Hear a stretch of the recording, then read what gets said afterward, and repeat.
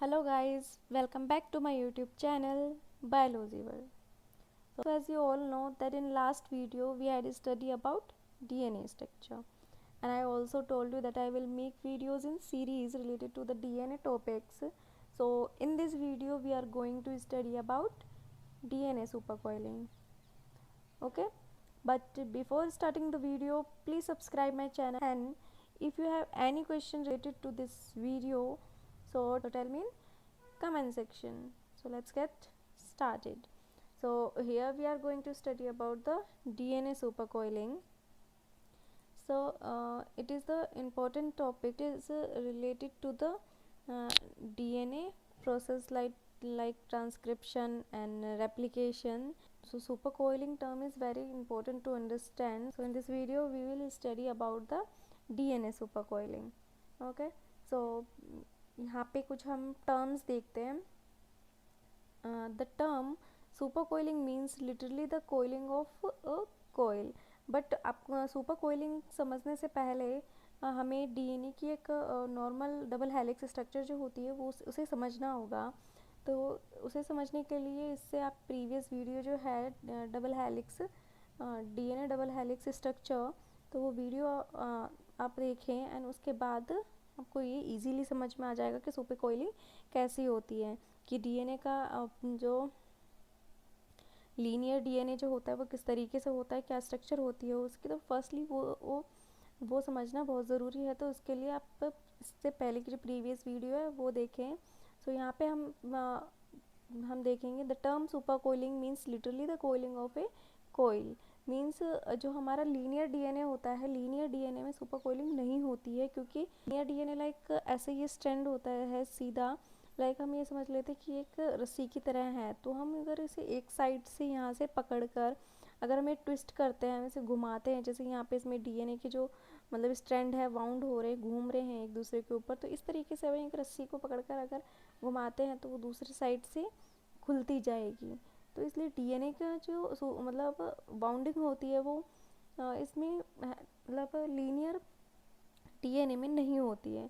तो हमारे super coiling मतलब सुपर कोइलिंग जो होती है वो सर्कुलर डीएनए में होती है, क्योंकि वो दोनों तरफ से जो उसके मतलब एंड होते हैं वो बंधे हुए होते हैं, होल्ड होते हैं. तो इस तरीके से अगर हम उसे अगर वाउंड करते हैं, मतलब इस तरीके जैसे यहाँ पे हम ये डायग्राम में देख सकते हैं कि डीएनए जो है वो सर्कुलर फॉर्म में है. तो अगर सर्कुलर फॉर्म में डीएनए को अगर हम बाउंड कर रहे हैं, यहाँ पे ये यहाँ पे डायग्राम में शो किया हुआ है, अगर बाउंड कर रहे हैं तो वो खुलेगा नहीं.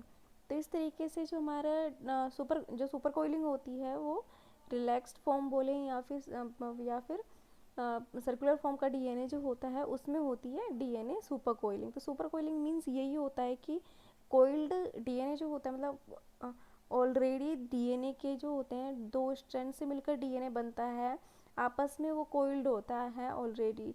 सो वो कोइल्ड डीएनए जो होता है, जो कोइल्ड डीएनए है वो खुद को ही कोइल करता है. मतलब एक नॉर्मल डीएनए जो है सर्कुलर डीएनए उसमें ही वाउंडिंग हो रही है, यहाँ पे हम देख सकते हैं. तो वो क्या होगा, DNA super coiling. DNA super coiling is generally A manifestation of structural strain. की डीएनए सुपर कोइलिंग जो होती है एक नॉर्मल स्ट्रक्चर होता है, कोइलिंग स्ट्रक्चर.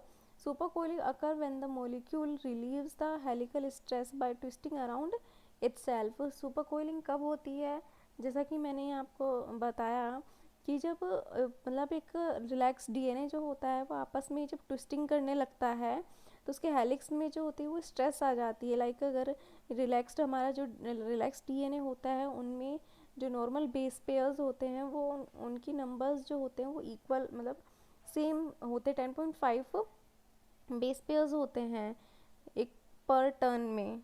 तो वो होता है हमारा रिलैक्स डीएनए. आगे हम देखेंगे.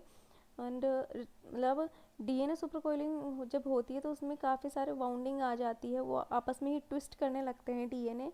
तो उसमें बेस पेयर्स के जो नंबर होते हैं वो भी कम हो जाते हैं. ये स्ट्रेंथ जो होते हैं वो बहुत ही ज़्यादा स्ट्रेसफुल हो जाते हैं. Over twisting leads to positive super coiling while under twisting leads to negative supercoiling. It means that if DNA strands are wound in the right direction, so this is called positive supercoiling, and if DNA strands are wounding in left direction, so it's called negative supercoiling. तो इसको हम आगे diagram में भी अच्छे से समझेंगे कि positive supercoiling and negative supercoiling क्या होती है. If DNA is in the form of a circular molecule और if the ends are rigid held so that it forms of a loop. तो ये मैंने आपको बता दिया कि डीएनए जो होता है सर्कुलर फॉर्म में अगर फॉर्म में होता है और उसके दोनों एंड्स जो होते हैं वो होल्ड किए हुए होते हैं तो वो एक लूप बनाता है. Then over twisting and under twisting leads to the supercoiled state. कि तभी उसमें सर्कुलर फॉर्म में जब हमारा जब सर्कुलर फॉर्म में डीएनए होता है तभी उसमें over twisting and under twisting होती है. तो over twisting and under twisting क्या होता है वो हम आगे डायग्राम के थ्रू समझते हैं. तो ये डायग्राम आप समझ गए होंगे कि डीएनए जो होता है ये यहाँ पे डीएनए रिलैक्स्ड फॉर्म में है एंड जब ये एक रिलैक्स्ड फॉर्म में डीएनए में बाउंडिंग होती है तो उसे हम बोलते हैं डीएनए सुपरकोइलिंग. सो नेक्स्ट देखते हैं. When the DNA helix has the normal number of base pair per helical turn, it is in the relaxed state. तो जैसे मैंने पहले बताया था कि जब डीएनए के अंदर नॉर्मल जब एक टर्न में बेस पेयर होते हैं तो वो बेस पेयर प्रेजेंट हो उनमें तो वो होगा हमारा relaxed DNA. And positive supercoiling and negative supercoiling क्या होती है. Positive supercoiling is the right handed double helical form of DNA. तो पॉजिटिव सुपरकोइलिंग होती है अगर डीएनए का स्ट्रैंड अगर राइट डायरेक्शन में वाउंड हो रहा है तो उसे हम बोलेंगे पॉजिटिव सुपरकोइलिंग. लाइक यहाँ पे इस एरो के थ्रू देख सकते हो कि ये राइट डायरेक्शन में जा रहा है तो वो है positive supercoiling. And negative supercoiling is the left handed. मतलब यहाँ पे जो डीएनए का स्टैंड है वो लेफ्ट डायरेक्शन में उनकी बाउंडिंग हो रही है तो उसे हम बोलेंगे नेगेटिव सुपरकोइलिंग. ओके.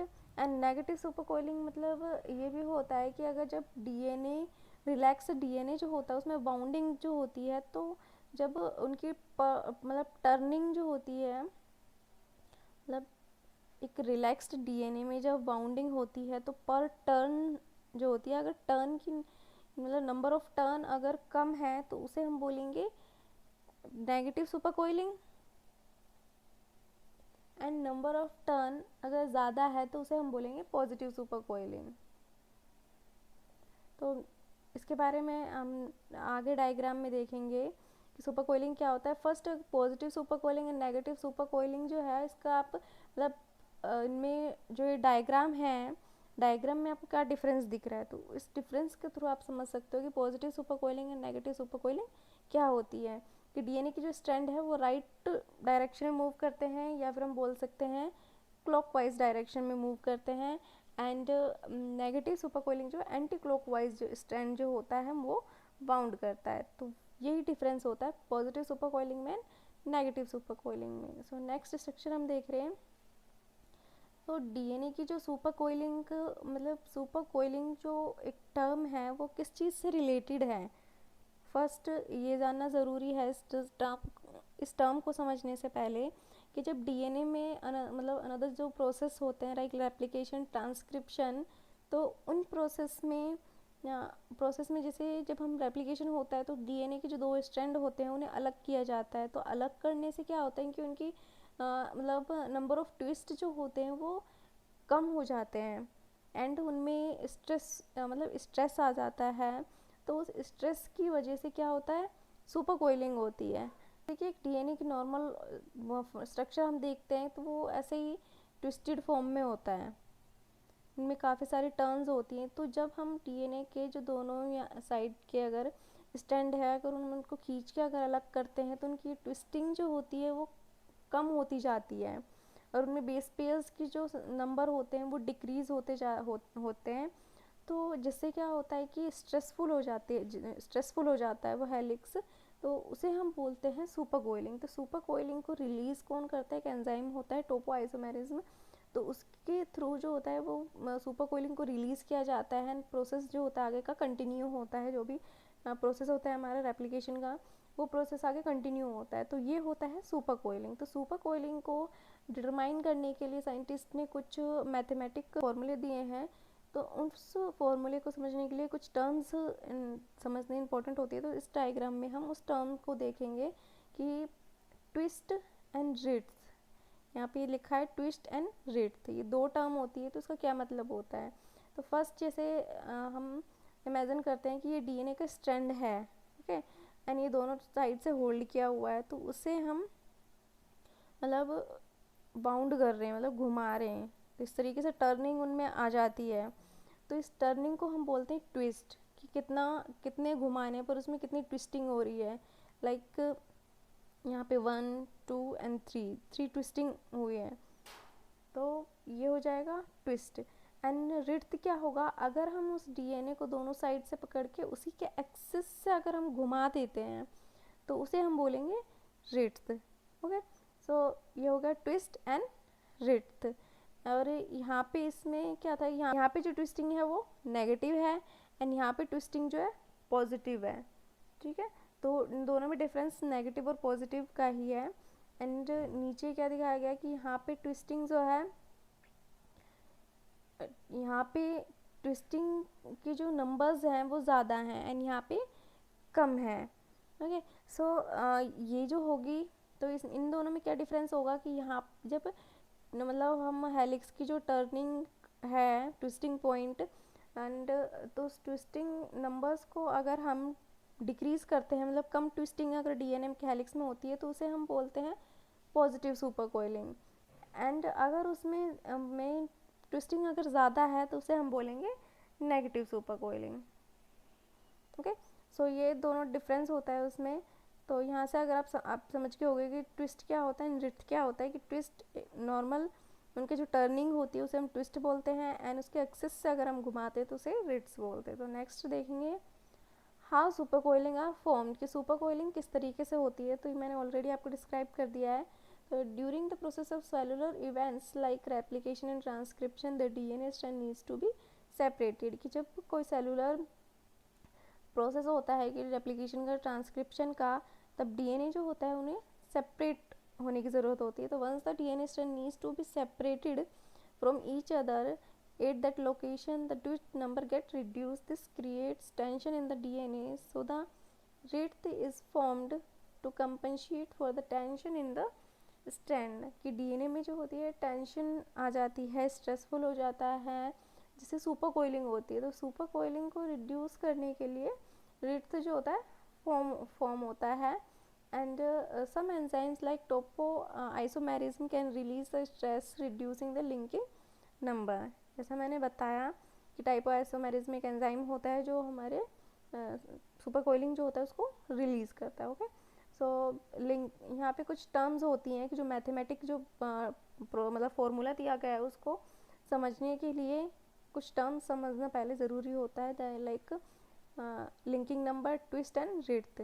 तो मैंने ट्विस्ट एंड रिट्थ क्या होता है ये ऑलरेडी डायग्राम में समझा दिया है। यहाँ पे लिंकिंग नंबर हम देखेंगे कि लिंकिंग नंबर क्या होता है। कि लिंकिंग नंबर को हम LK से भी मेंशन कर सकते हैं। The number of times the two strands are intertwined, it is also the number of cleaves necessary to separating two DNA strands, it will be constant. Linking number means कि जो एक DNA है उसे हम कितने टाइम्स टर्न कर रहे हैं, जो डीएनए का हेलिक्स है उसको कितने टाइम्स हम टर्न कर रहे हैं, तो वो नंबर ऑफ टाइम्स को हम क्या बोलते हैं, लिंकिंग नंबर। एंड ये जो होता है कांस्टेंट होता है हमेशा। एंड ट्विस्ट बता दिया है मैंने कि ट्विस्ट क्या होता है। इट इज़ मतलब लिंकिंग नंबर एंड ट्विस्ट की जो डेफिनेशन है वो अप्रॉक्स सेम है। It is the most easily imagine as the number of times each of the curves rotates around the central axis of the double helix, and width is the number of times the central axis C makes loop about itself. Okay, so इसका formula क्या होता है कि super coiling को determine करने के लिए linking number निकाला जाता है। तो लिंकिंग नंबर की वो हेलिक्स कितने टाइम मतलब टर्न हो रहा है, तो उसको निकालने के लिए होता है twist plus writhe. Okay, and linking number जो होगा हमेशा कांस्टेंट होता है।